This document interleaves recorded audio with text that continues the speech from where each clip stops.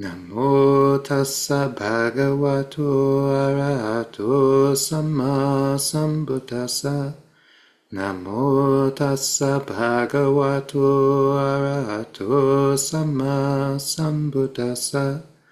Namo tassa bhagavato arahato samma sambuddhassa. Buddhang dhammang sanghang namasami.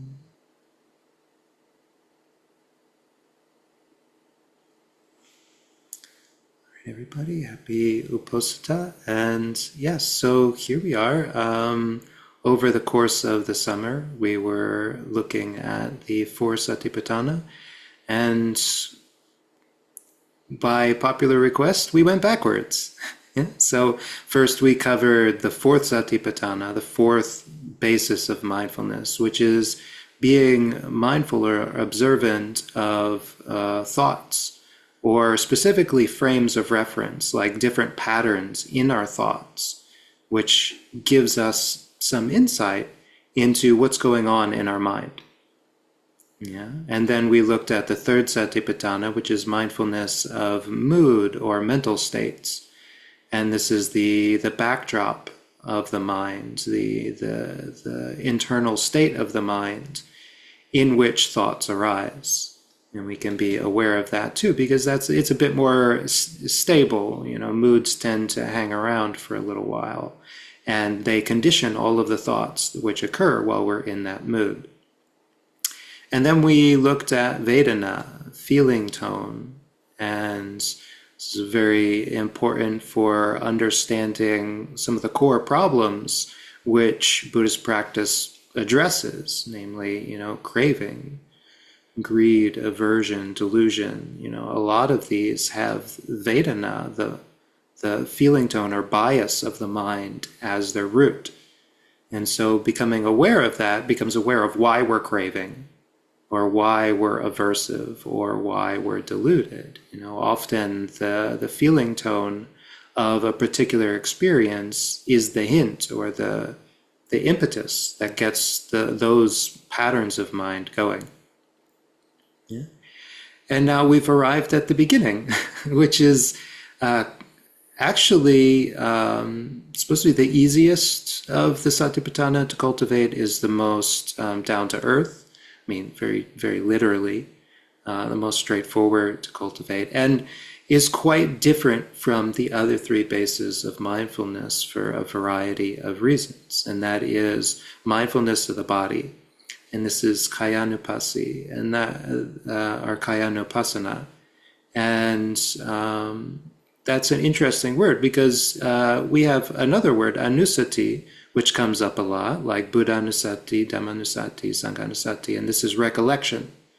Yeah, so we have marananusati, recollection of death, and this is sati in the terms of remembering or recollecting. But for the Satipaṭṭhana, we have anupasana, which is to see, to observe, to be aware of. Yeah, and this is what we're cultivating with the Satipaṭṭhana. We're developing a sort of awareness and observational quality towards the basis of mindfulness. Yeah?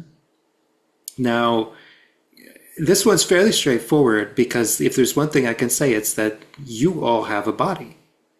Yeah, so there's no mystery about what this basis of mindfulness is about. Yeah, you have a body, and every experience you will have in your life has the body involved in it in some way. Yeah. Now we spend a lot of time in our thoughts, in our heads, dealing with feelings and moods and thoughts and all of these things, but the body doesn't go anywhere. Yeah. We're only able to do that because we have a body and it is alive. Once that body is no longer alive, the mind that we have, which was brought about through the birth and the development of the body, will cease in the way that it is, because it is dependent on the body. Yeah, so we can think the way that we do because we've grown up with this mind connected in this way to this body. But it's only once we get introduced to Buddhist practice, we get this idea of observing the body as a basis for being aware of our mind moment to moment, being able to see what we're doing, being able to develop mindfulness, which is the antidote to not mindfulness, which I don't even know what word we would use for that, but not mindfulness is everything else, and it is the problem. It is this cause of suffering that drove us to practice in the first place, right? We noticed that when we didn't have mindfulness, we were highly suggestible. We were highly susceptible to habits. Yeah, we operated based on instinct. And that was very often, maybe not exclusively, but very often to our detriment.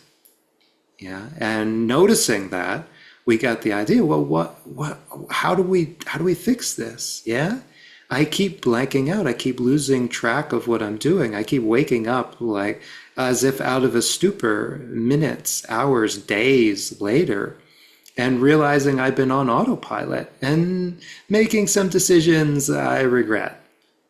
Yeah, and that's when the idea arises for us, or maybe having had it suggested, but the idea arises, well, what if I were to cultivate the opposite, which is mindfulness? Yeah? Now, mindfulness of the body is very basic. Obviously, we got a body. I'll just be mindful that I have a body, and this is actually the most basic form of mindfulness of the body, is the awareness there is body. And that's right in all of the Satipaṭṭhana suttas in their various iterations. Is like if you can do nothing else, just be aware moment to moment, there is a body.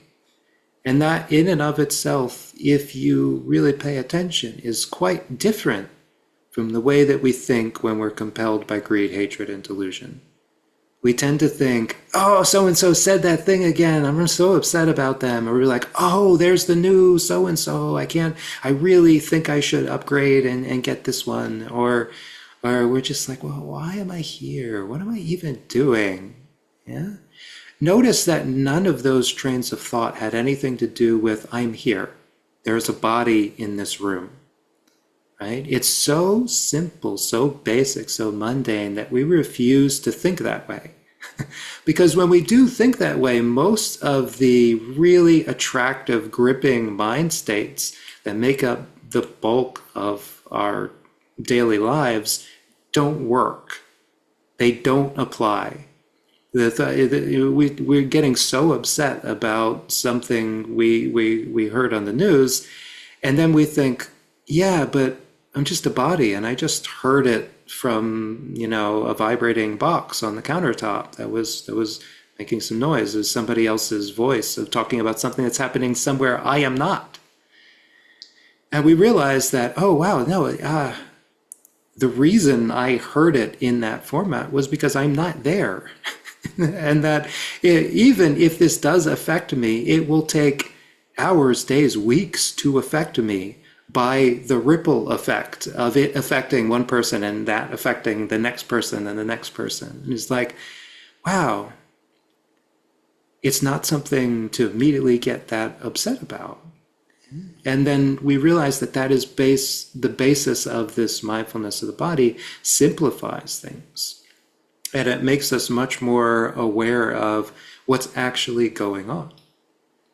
And this is the fundamental difference between mindfulness of the body and the other three kinds of mindfulness. Because with the other three kinds of mindfulness, we don't have an anchor.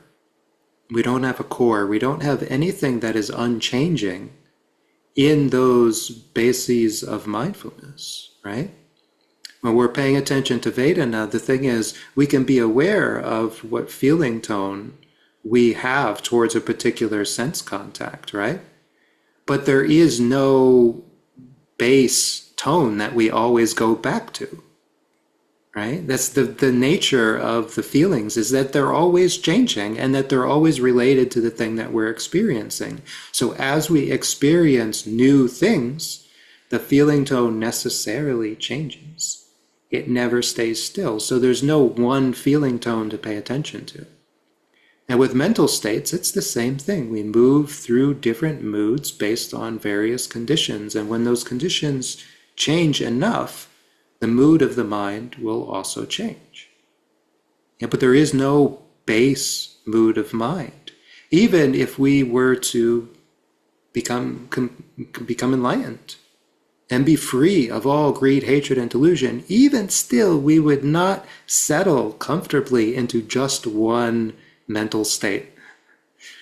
We would still move between non-greed, non-hatred, and non-delusion as our possible mental states, which would would not be as dramatic as the greed, hatred, and delusion we were used to, but they would still be sort of different.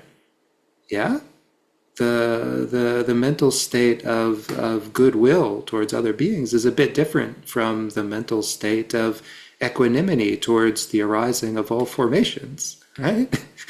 They're kind of different mental states, and they have different ways of thinking about things.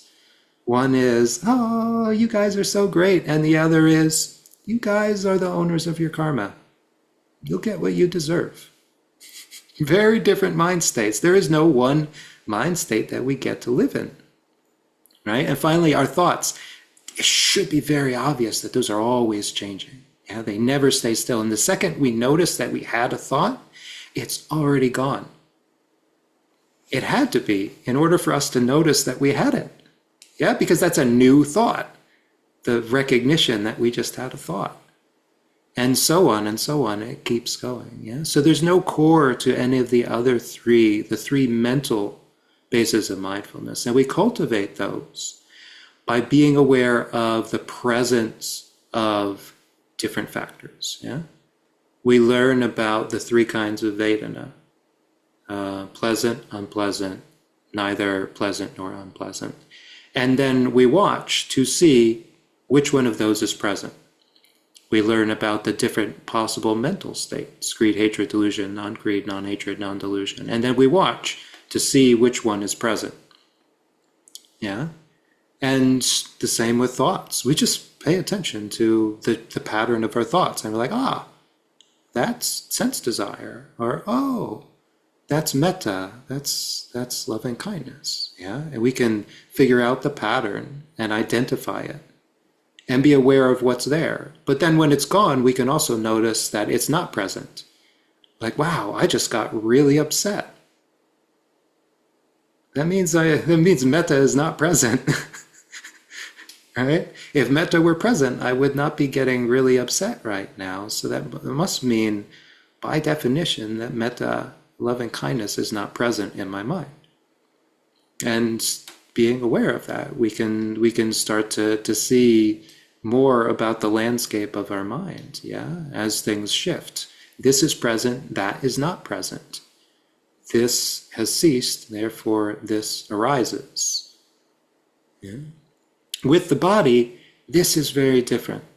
Yeah, we have a very different approach to cultivating mindfulness of the body because there is something stable here that we can be aware of. And this is why Satipaṭṭhana practice almost always is taught to begin with mindfulness of the body, because there is a 100, 150, 200 pounds or more anchor to root our mind in the present moment. There is this body that we can be aware of, and it's fairly stable. Now, of course, it's always changing too. It's going through its various processes, but it's there and it's alive. Or you can't hear me. And then it's no longer a problem. It's no longer, you don't cultivate mindfulness of the body once you're dead. Yeah, but because you're alive, because I'm alive, because we're alive, we can cultivate mindfulness of the body, and the living body is there to be aware of. Yeah, and the interesting thing about that is it is objective. This basis of mindfulness deals with learning to observe the body as it is. And that is our focus for developing this. It's there are ways that you could approach it and make it kind of subjective, right? You could read like mindfulness of activities, yeah? And you could spin that in a way that plays into a bias. Yeah, you could say, oh, this is me doing my taxes because I'm such a good citizen. Yeah. And that would not be what we're talking about with mindfulness of the body. When the Buddha describes mindfulness of postures, it is not subjective. There is no me in it. You're looking like, what is the body doing?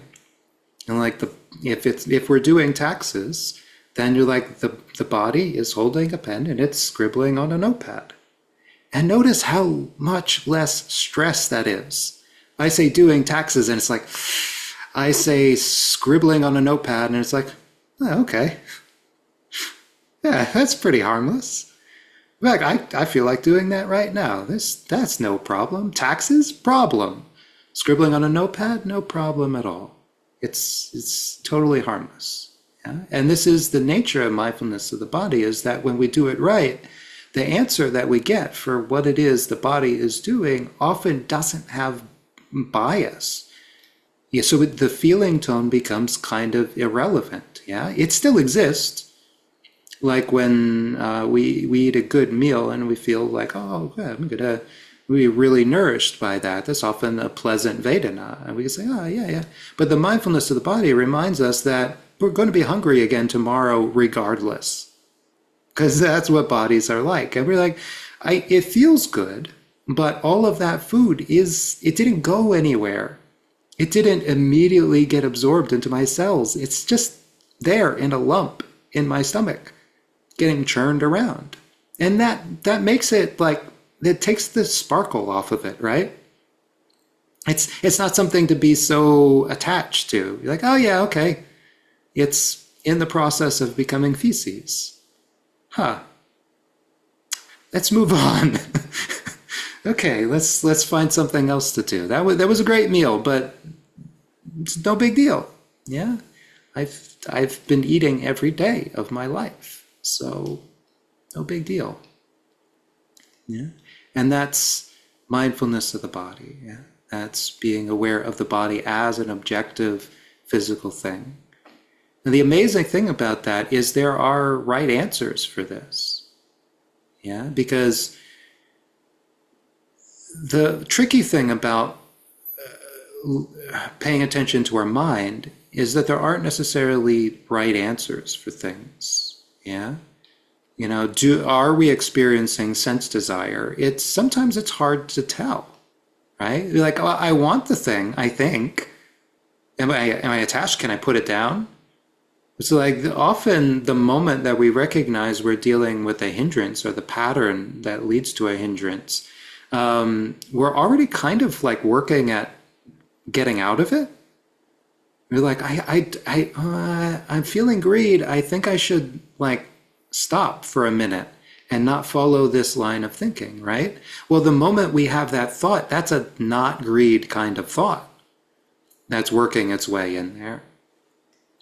But with the body, there are right answers, you know. So like, do I have a head?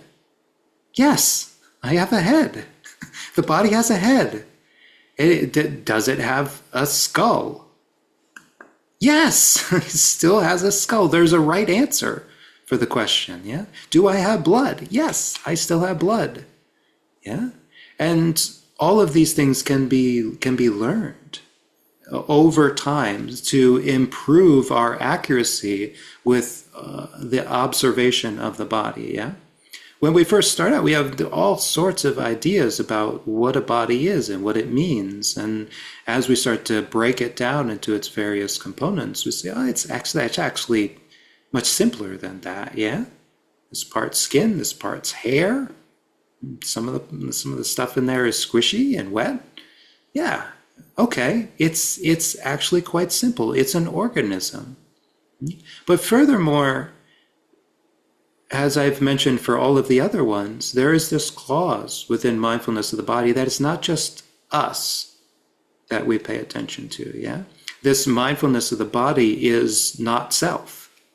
Yeah, so it's also applicable to other bodies. When someone walks in the room, you can be like, oh, that's so and so. Oh, I hope they don't say anything. I just really don't want to hear their voice right now. And then they turn to you, and you can have you'd be like, oh, they're just a body. And then they say something, and it's like, oh, the body said something. It said something in my direction. I will respond. The interesting thing is, this is Uposatha. Yeah, it's not a recollection. We're not trying to remember what we're supposed to remember about bodies. It is observation. Yeah, just seeing that it's just a body short circuits all of the various greedy, aversive, deluded ways that we could relate to it. It doesn't even make us like useless, does it? And sometimes it makes us more competent.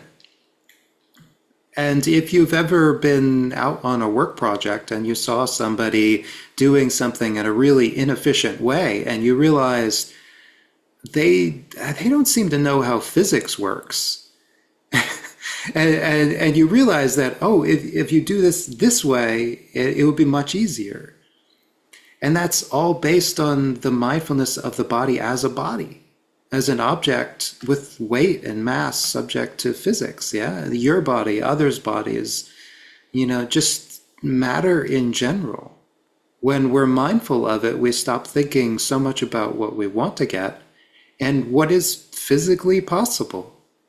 Yeah, and when we start thinking in terms of what is physically possible, a lot of the sting of the Vedana, the feeling tone, and of the moods of the mind that take a hold of those feeling tones and run with them, the sting is taken out of it.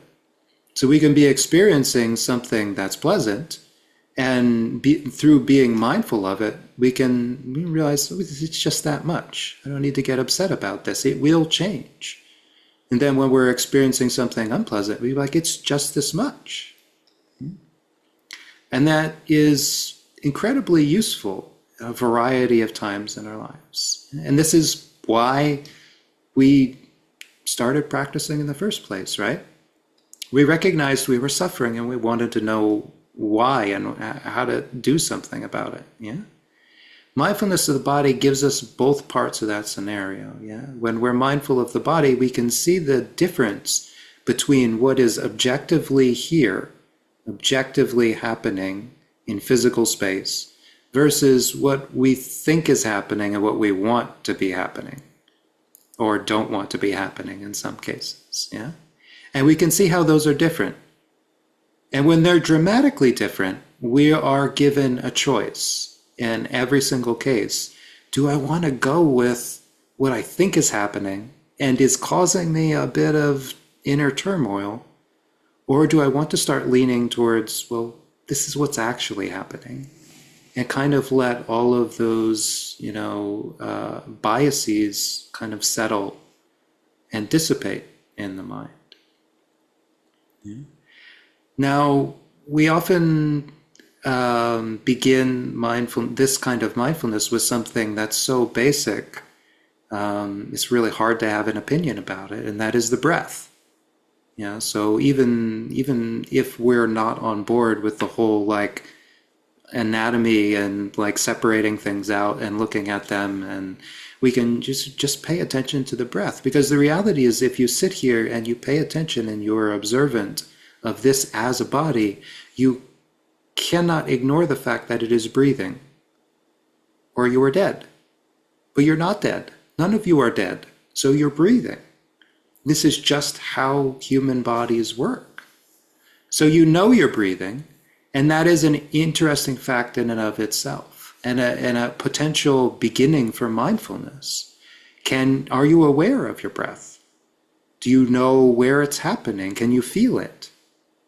Yeah. And what is the feeling tone associated with it? Is your breath at ease, or is it very tense? And it's not a subjective thing. There's a right answer.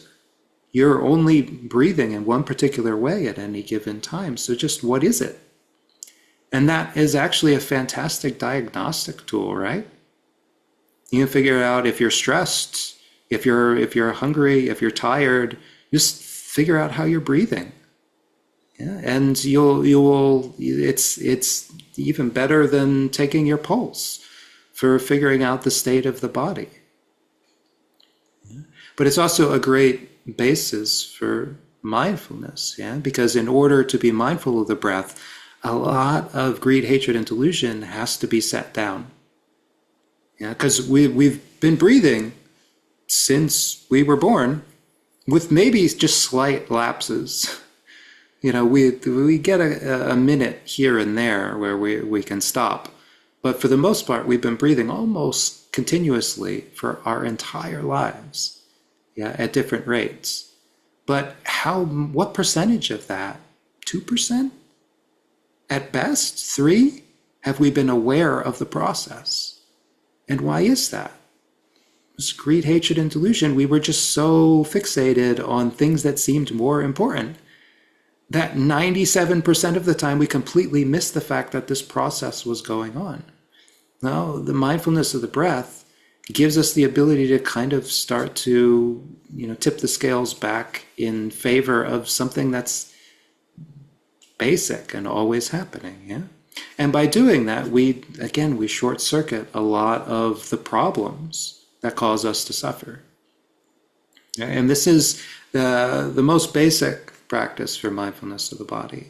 Now, the Buddha gradually steps it up. There are, in at least the Digha Nikaya, there's 6 different ways that he can advance this mindfulness of the body. And the next one is to pay attention to postures. And this is not a complicated one. This is basically 4 of them. You're lying down, you're sitting, you're standing, or you're walking. But we can see in daily life, obviously, this branches out in a few more ways. Like walking is meant to encompass all of our activities that are up and moving, yeah? Whereas, standing can be all of our activities where we're stationary. And sitting can be all of our various sitting postures, including leaning against things or, kind of flopped into a couch. Whereas laying down is when we're horizontal, which again is a variety of postures that we might do for a variety of reasons. Sometimes we're sick and we have to lie down. We just don't have any energy, but sometimes we're sleeping. Sometimes we're stretching our back. So we're lying down for that reason. It has nothing to do with sleep. But being aware of the basic posture is, again, stopping the narrative we might have going. And just looking at, what is the body actually doing? And the thing is, I can see you all. You're all sitting. So check. Just be mindful. I am sitting. It's that easy. And the mind often rebels against that. It's like, okay, we did that. What next? And it's like, well, no, that's the whole beauty of it. You don't need to do anything else. But be aware of the body as sitting. And we know, I think all of us in the back of our mind, we would really love it if we could just be happy and content and mindful of the body just sitting here. But if you've ever tried to do it, it's so hard, right? But that's why we practice. Because if we ever could get to the point where we were just happy and content to be a body sitting here on a seat, breathing, we would have no problems. We would have no suffering. Yeah, what a wonderful experience that would be, yeah? And it's entirely possible that you've all had one of those such experiences through meditation practice, yeah? And it's nothing more exotic than that. You paid attention to the breath, or you did a metta chant, or you paid attention to mindfulness of the body, you ran through a list, you counted something, you did a little mantra, and you realized the greed, hatred, and delusion fell away for a little while, and you were just kind of good. And it seems so weird when we're out of it, looking back. Like, was that even me? And realistically, no, it wasn't. because all of the mind states that were there are probably not present right now. And but that's the thing. In the mental terms, you are not the same thing as you were back then. All the little pieces have changed. But in physical terms, yeah, the body is still there. So you still have the opportunity to get back to that happy, content, settled, problem-free state, as long as you've got a body, which was the basis for it. Yeah. And that's mindfulness of posture. We can take it up another degree of difficulty, which is often only applicable in one or two of the postures, which is to look at activities. Yeah. And this is, again, it's not to complicate things. I say, I am doing my taxes, or I am putting groceries in the refrigerator to ward off, starvation. So in case the global economy collapses, I am making sure I have plenty of supply. No, it's not complicated. Like I'm pulling things out of the bag and putting them in the box. I'm pulling things out of the bag, putting them in the box. Something simple and straightforward, because that's what the body is actually doing. Yeah. You can call it food, but until you put it in your mouth, it's just stuff. They're just objects. You're putting the objects in the refrigerator. Yeah. And what is the refrigerator? The refrigerator is just a box that's kind of cold on the inside. It doesn't have to be elaborate. And when you simplify it to that degree, again, you're doing mindfulness of the body in a way that's very conducive to letting go of greed, hatred, and delusion. Because you're simplifying things to the basic reality, the physical reality. You're making it objective, not subjective, not prone to bias. Yeah. The next way the Buddha steps it up, again, and I've talked about this a lot, is to use mindfulness of the body in terms of its anatomy, its physical parts. And this also separates out into looking at the fact that none of these parts are attractive. Yeah. And it's specifically, in a lot of instances, put forth as a cure for lust and for greed towards the body. But at a basic level, it's also just being very objective. Yeah. Most of the reason that we would not want to do this particular meditation is because we don't want to be grossed out. But the body parts that we talk about that gross us out, we're always carrying them around, right? It grosses us out, but in order to not be grossed out, we have to ignore the fact that we have one of those, or many of them in some cases, yeah? And that's what anatomy lets us go. It takes this thing out of both sides of the equation, yeah? It does help with lust and attraction and seeing, well, that's nothing to be too excited about. But it also helps take this thing out of the grossness. We're like, yeah, it's wet, it's squishy, it smells, if I don't wash it, it'll get all greasy and kind of gross. And that's what bodies actually are. You don't have to make them that. You're just observing their basic qualities. And there's a lot of relief that comes from that. It's like, this is really simple. Yeah, it's really straightforward. I don't have to get so upset about it. Following on from that, we have mindfulness of the body in terms of the four elements. And so this is where we really just get into an analysis of like the physics of it. Yeah, it is solid, it is cohesive. Obviously, it's staying together. We don't have to worry that parts are going to drop off when we go downstairs, So it's like, okay, yeah, there's cohesion. It's warm. I mean, depending on where you are in the world right now, it might feel like it's less warm, but it's actually still a lot warmer than outer space. It's always generating heat, or you're dead. And it's in motion. So there's energy, there's vibration, there's activity going on. And that's, again, or you're dead. So yes, that's always happening.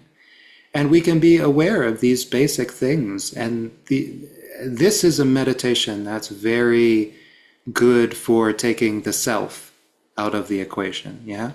When we can see the body as just an element, there's really no room for a self in it. because it makes it quite clear that the body is going to follow the rules of physics, no matter how we feel about it. We want to fly, but we can't. We wish we were 15 pounds lighter, but that doesn't make us, lighter. Yeah, as we go through the day, so many things that we were like, oh, this is really difficult. Or you're like, well, it's neither difficult nor easy. It's just physics. Yeah. This thing is pushing that thing, and it requires a certain amount of energy. Yeah. And that's where I was making the joke about, we always get worried that our car is going to be breaking down, but we never look at it as it actually is. It's this box that, takes ground up dinosaurs and explodes them to move gears and pistons and stuff. When we look at it in terms of physics, it's so silly, utterly ridiculous. Why would I get upset about this thing? I can't even figure out why this works. Why do we do things like this? Right? Why is this the basic mode of travel in this time and place? But it is, and we just get to accept that. The final basis of mindfulness in regards to the body is actually a little bit of an investigation, and it is being aware of corpses. Now, this is obviously, our body is not a corpse. So this requires a bit more imagination, but it's being aware of the difference between life and death. And how many times, I don't know, Laura, maybe you can, how many times during this Dhamma talk did I say, or you're dead? Yeah, and that's the reality of it, is you're alive. Yeah, but how alive are you? And how close are you to this distinction that you are no longer alive? And bodies go through this actually very quickly at times. And they move from this one state to this other one. And the interesting thing is, they don't go back and forth. They only make this transition once, from a living body to a dead body, right? And that's in and of itself, it's very interesting, yeah? So the body is animated, and it's up and moving, and it's got all of these processes. When they terminate, the body ceases to be anything active in terms of those other bases of body mindfulness, yeah? It can no longer do activities, it's no longer breathing, it's no longer digesting food, it's now just the elements. It is just an object that is going to be picked up and probably put in a box and either set on fire or buried deep under the ground where it won't smell. And that's its fate as an object, as a corpse. Yeah? And this doesn't just apply to us, but it applies to all the beings. So if you've ever been out on a walk and you encountered a dead animal, maybe you had the same experience that I often had, where it makes you stop for a minute. You're like, oh yeah, me too someday. Yeah. So this is a reminder. This is an opportunity to be clear that life is not a given. The Buddha says actually death is a given. All beings die, but not all beings live. This is the only guarantee that we get, that at some point we will put down this body. It will drop it. The Buddha says, like a rotting log. It will just sit wherever we dropped it, and it will not get back up. That's the end. Yeah? But being mindful of this, being aware of this, is being aware of the body as it is. It will do that no matter how we feel about the matter. Yeah? And when it happens, we can't argue with it. It will just do it because that is its nature. It is living only because of certain conditions. And when those conditions are no longer present, it is no longer living, and then it is just an object. Yeah? And again, thinking in this way takes the sting out of a lot of different things. And we've all shared various stories where through being suddenly mindful of the reality that death is a possibility, we were able to let go of some kind of greed, hatred, and delusion. And maybe we were in an argument and we realized, oh, someday we're going to die. And it might be today. And I don't want to be angry at you is the last thing I do. And we forgive the person on the spot. It's amazing, but that's the simplicity of the body. If we really thought on a day-to-day basis, well, I don't know when I'm going to die. I don't even really know why I'm still alive. It's really quite mysterious and miraculous. Yeah, that this keeps going in the way that it's going. Yeah, and that makes it really hard to get really upset about the thing that we want, or really upset about the thing that we're trying not to get. And we just say, what does it matter? It's no big deal. We're all going to die someday, and then we're going to be like a rotting log. Yeah? Somebody will just have to like push us somewhere to get us out of the way. And that's a simple, basic reality that kind of short circuits all the bias. Yeah? And so this is the whole package. Yeah? We don't have to do all of these simultaneously. Yeah. All we have to really do is find any anchor that helps us. Anywhere in any of these things I've just talked about can be an objective truth that we can suddenly become aware of. Oh, I'm breathing. I'm breathing in. I'm breathing out. Or I'm sitting here. Or I have eyeballs. I mean, anything can work for that purpose. And the moment we recognize it is that moment that we have become mindful of the body as a body. And we can stay with it, we can cultivate it. Often we will find it's kind of difficult to be like eyeballs. Eyeballs. I have eyeballs. I have eyeballs. I have eyeballs. It's hard to like really force the mind to stabilize and root itself on just one notion. So what we tend to do is just be aware of the body in general ways, of the breath going in and out, and try to be observant in a kind of flowing way.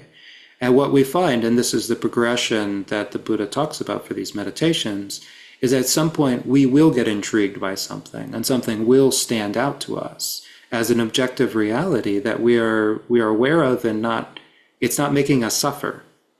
And that's often how we develop samadhi or insight, is when we realize that we are Uposatha, we are seeing something as it is. We realize at that moment that that's not what we're normally doing. And if we pursue that and develop that, then we'll be developing non-greed, non-hatred, non-delusion at that moment. Yeah. And there's no way I can tell you where that will be, because it will be different for each of us as we try to develop this mindfulness of the body. Yeah, it's going to shift. It's not going to be the same thing at all times. But what we do is we get good at recognizing it when it happens. When we are looking at the body just as a body, as it is, we can know that for ourselves. And in that moment, we will know this is mindfulness. Yeah, that other thing that was going on before, that was not mindfulness. This is mindfulness. This is good. And this is something I want to develop and make much of. Okay, so with that, we have wrapped up our kind of look at the Four Satipaṭṭhana for this go around. But as always, we'll come back around to it, because that's what we do. Yeah, we keep developing it. And the Buddha is quite clear that this is not something that you get over. Yeah, the arahants cultivate the Four Foundations of Mindfulness, not because they have to, not because they'll suffer if they don't, because it is actually a very pleasant way to be. Yeah, and this is kind of how the Buddha phrases it. It's kayanupasana viharati, to live observing the body. Yeah, it's not a momentary thing. This is something that you can actually do as a lifestyle. And if you were, it would be a very pleasant and balanced and grounded and satisfying lifestyle, yeah? Be one free of suffering, which is something I wish for you all. On this new moon night, may we all quickly reach the end of suffering and attain Nibbana in this very life.